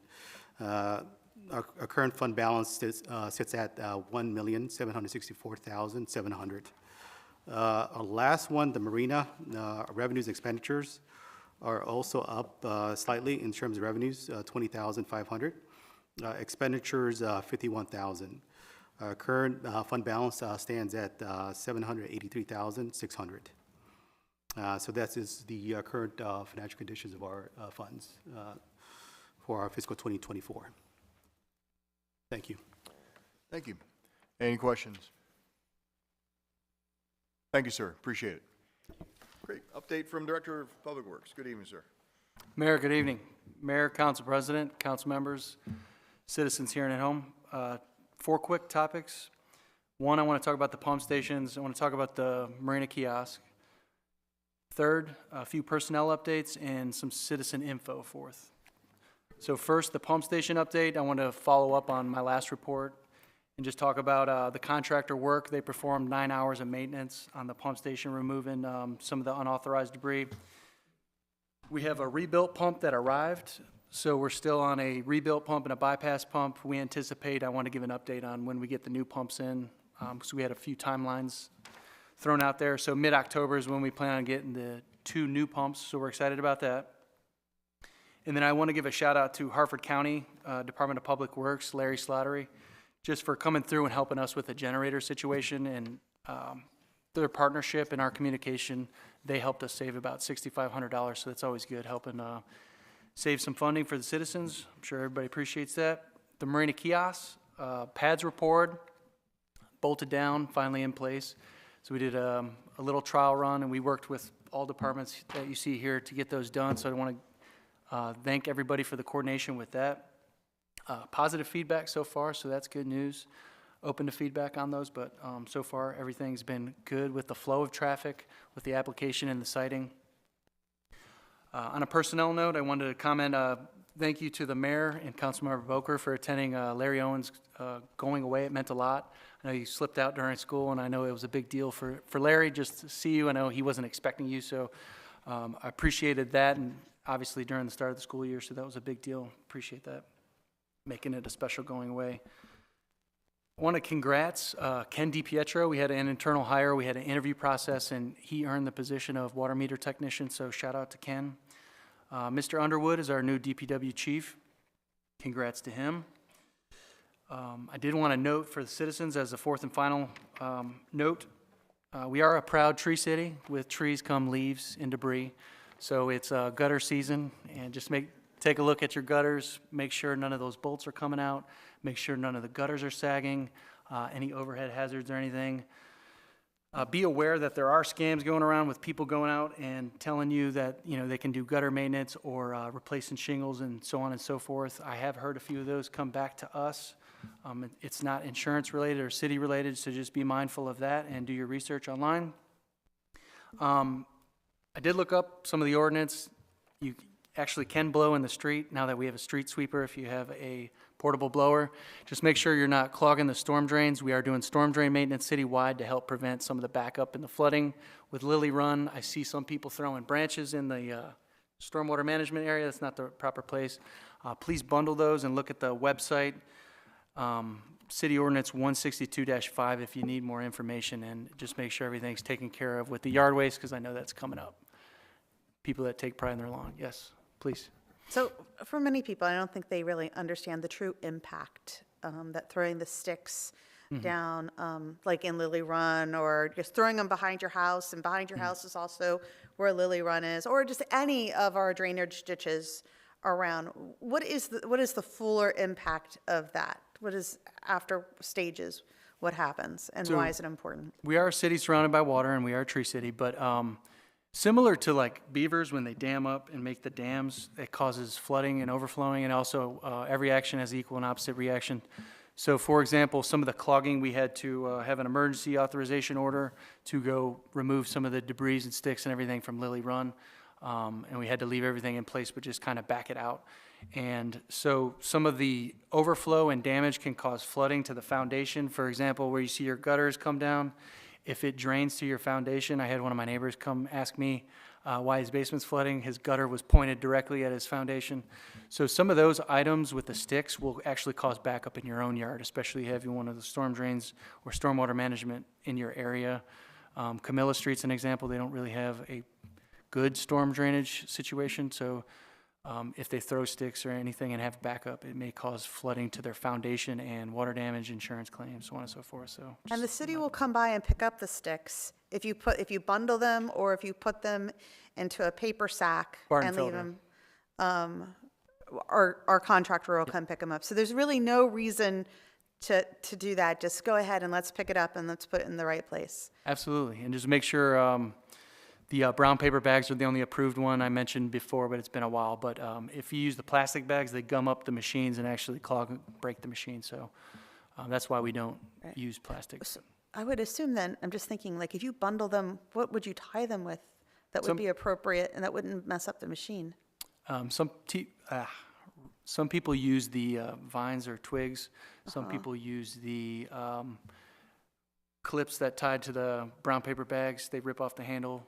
It just depends on anything that's biodegradable is usually good. But the issue is that it gets caught up in the machine. So if you were The plastic bags do, they gum up the machines. Any plastic twine would do the same thing then, right? Yep. Any pumps, any gears, we try to avoid the debris and materials that have like threads, because they gum up and the gears stop turning. So. Got it. Okay, thank you very much. Thank you. Any other questions for Mr. Malizer? Okay, thank you. Thank you very much. Thank you, Mayor. Appreciate it. Thanks again for coming, too. Appreciate it. Good evening, Chief Crass. All right. Hello, Mayor and council, citizens. Just a couple quick things. Today, first day of school. So safety-wise, our kids, we are a walking community. So, everybody needs to make sure that you're really cognizant of the kids and especially crosswalks. Our officers will be out there and issuing citations for crosswalk violations. So, and the buses, buses picking up kids, dropping off the kids. Every one of the buses in Harford County now has the cameras on it, and it is a $250 fine. And they're averaging countywide, I think they said it's about 700 violations per month. So, they are a busy group of people reviewing those. So pay attention to the buses and, give them some room and don't run the red lights. So personnel issues. So recently we hired 2 officers. So Officer Ryan Benkin is a recruit, actually. So he started today, Baltimore City Police Academy. So we're hoping that Ryan is going to do great down there. I have no doubt. And so we're going to get him to graduate the end of February, beginning of March. And then today, Haywood Bonaparte III, Havre Grace resident, was hired. He is a retiree from the Baltimore City Police Department. Again, lives right here in Havre Grace, and called us up and said, I got gas in the tank. I want to do this some more. So he is on board. And so he's starting some training with us, getting used to our things. So he'll be out there soon. So. Thank you very much, Chief. Any questions for Chief Kress? Thanks for the update. Appreciate it. Okay, we're going to move on the agenda here. We're going to go to item 16, which is business from the mayor's office. This evening, I have nothing of noteworthy to discuss.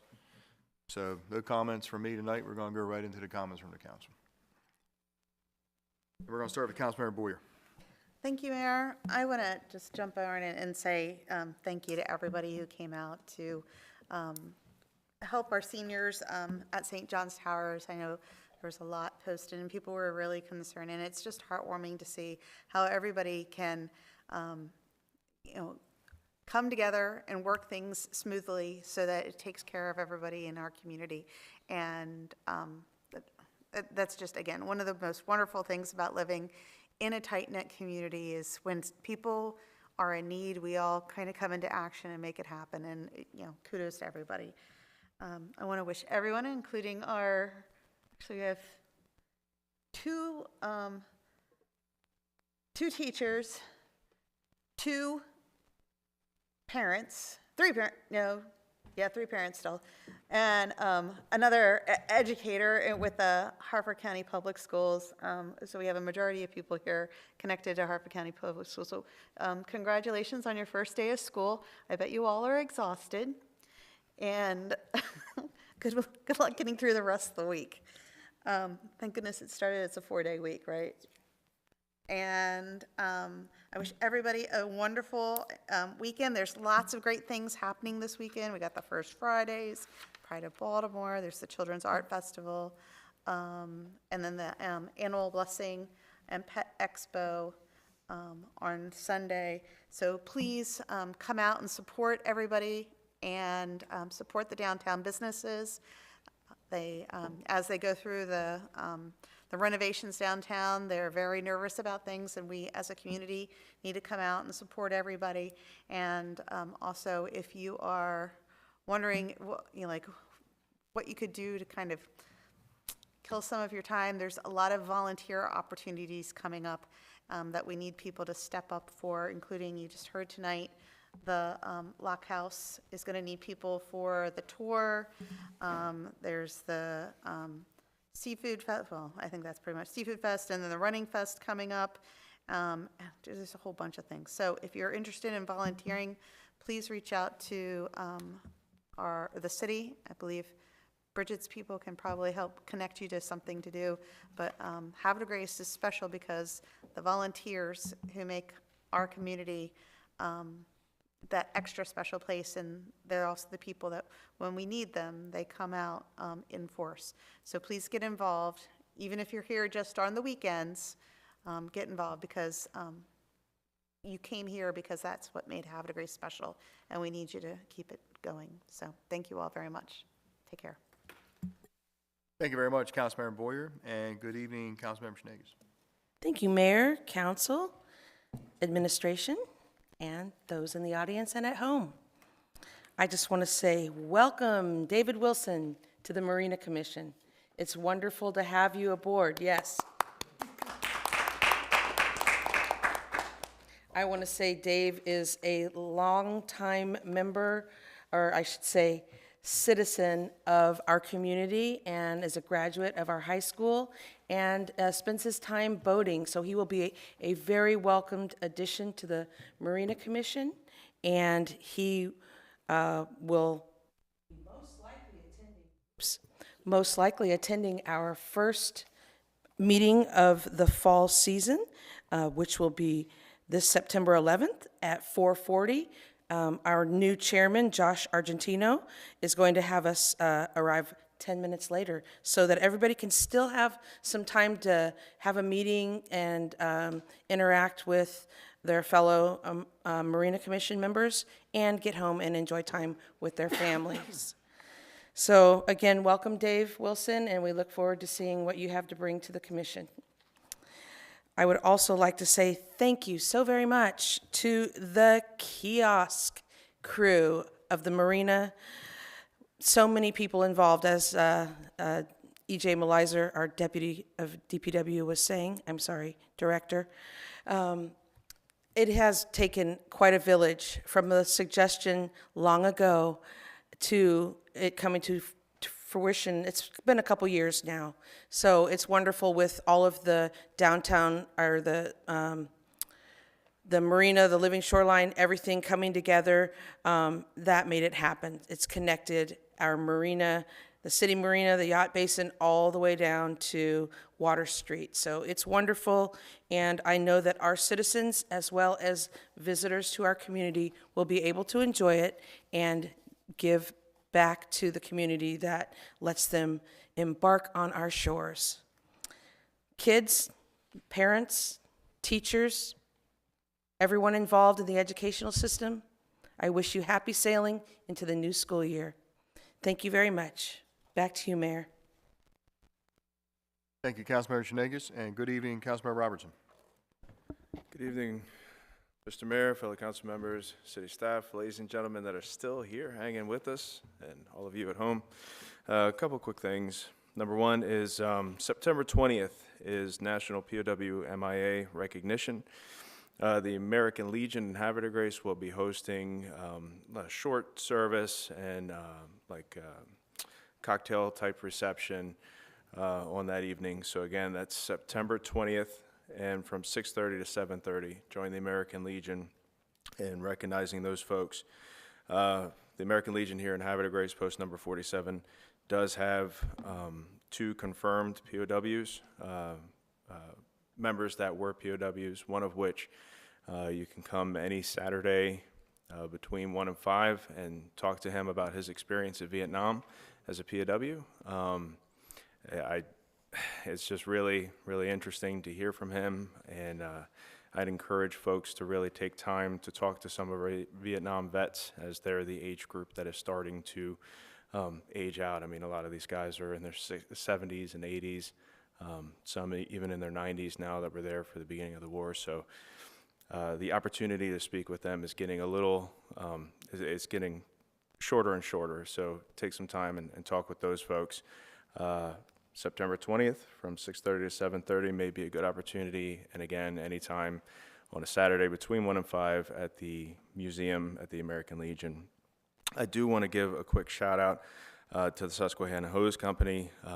My business hosted a 9/11 memorial ceremony this past Sunday, and Susquehanna Hose Company, along with Perryville Volunteer Fire Department, came up with a couple apparatus just to show the kids and the community.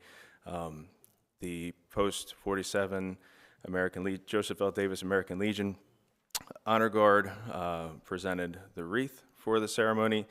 We had the Maryland Rolling 911 Memorial, and if you haven't gotten a chance to check that out and attend a ceremony where that's involved, it really is impactful. And as well, the active duty airmen from Dover Air Force Base provided the presentation of the colors. So I do want to give all those folks a shout out in case somebody from Dover just happens to be tuning in tonight. But I do want to say, you know, we're coming up next week on the 23rd anniversary of 9/11.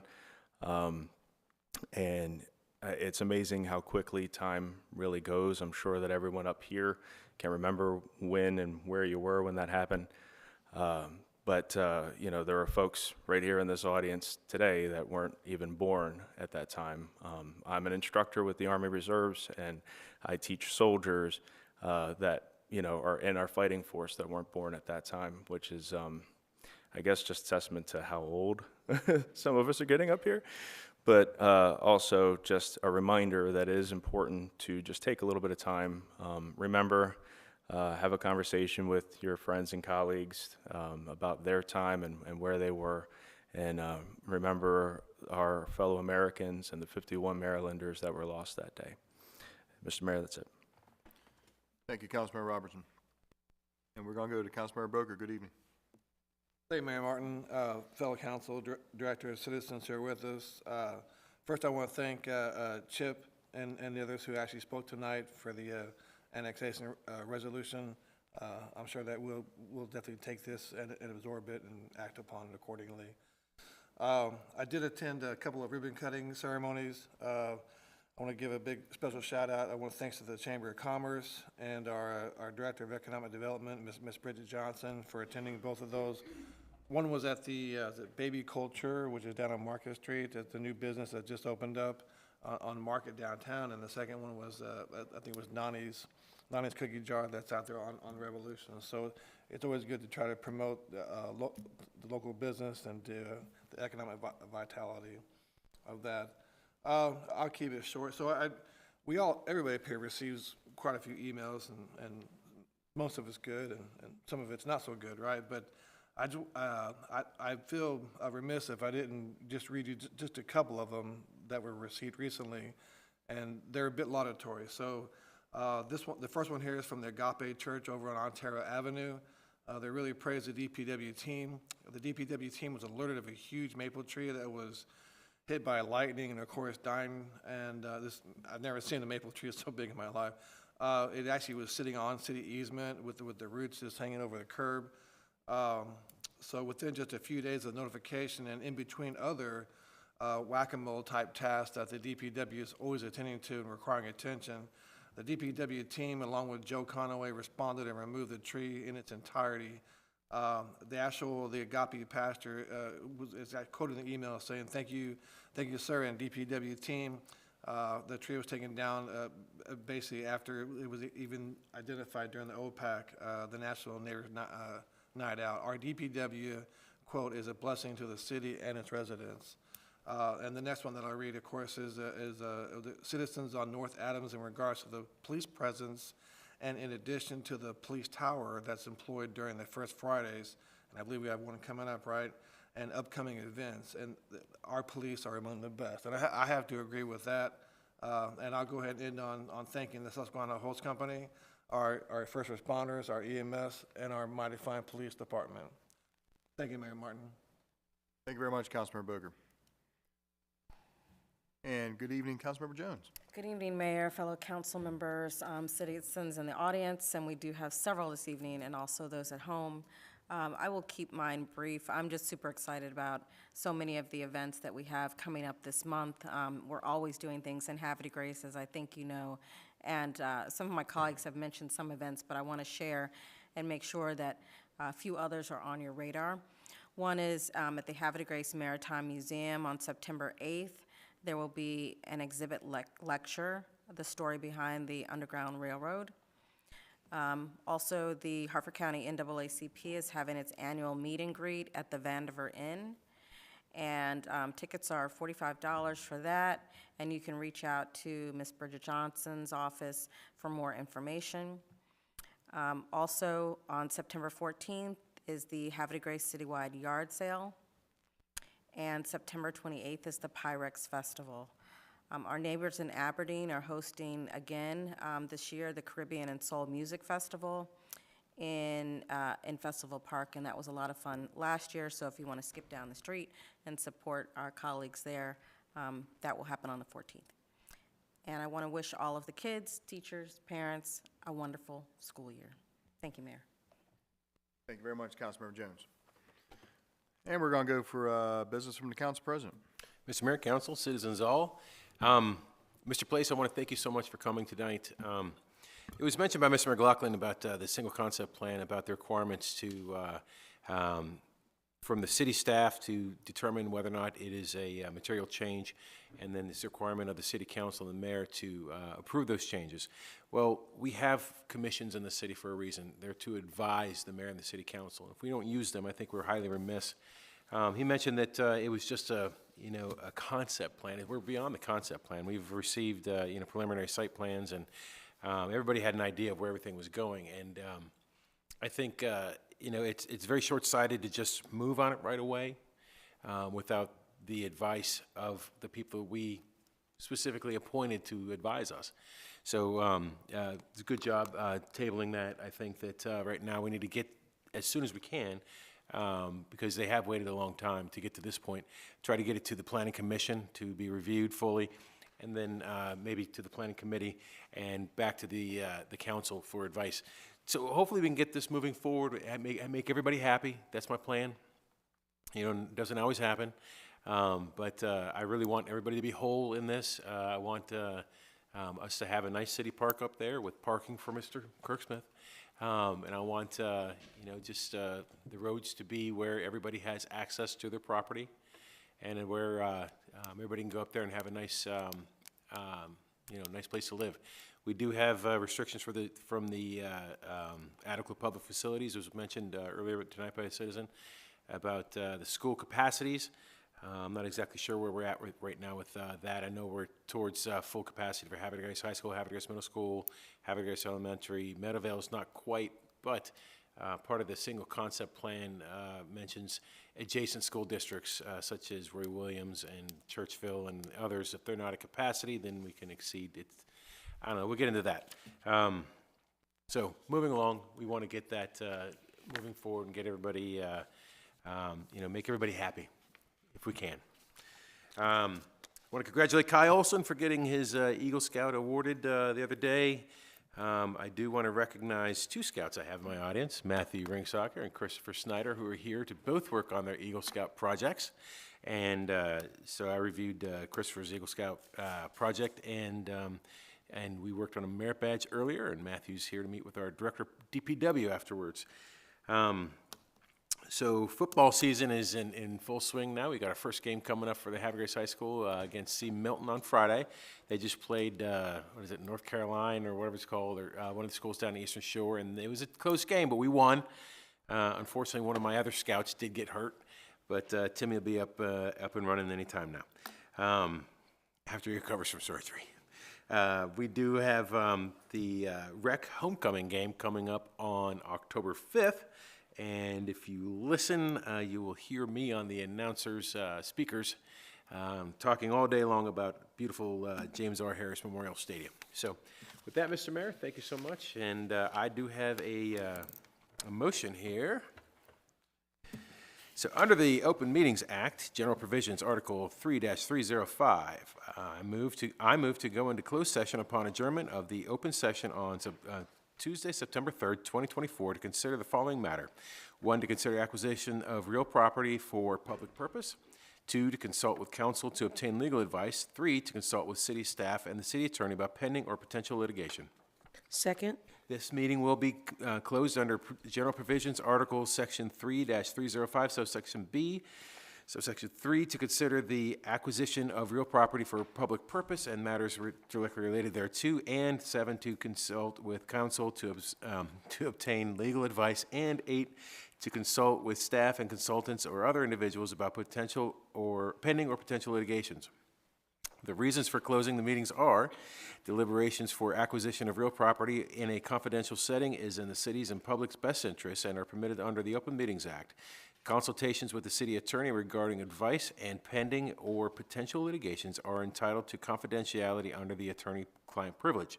The city council will not resume open session after closed session, and votes, if any, will be recorded in the public at the council meeting on September 16, 2024, and that is my motion, Mr. Mayor. Second.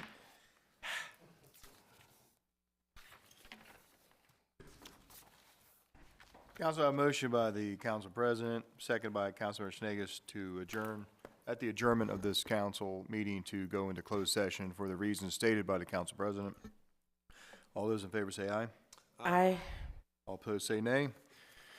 Motion to go into closed session at the adjournment of this meeting carries 6-0 in the affirmative. Thank you, Council President. And that takes us to item 19, adjournment. May I have a motion to adjourn?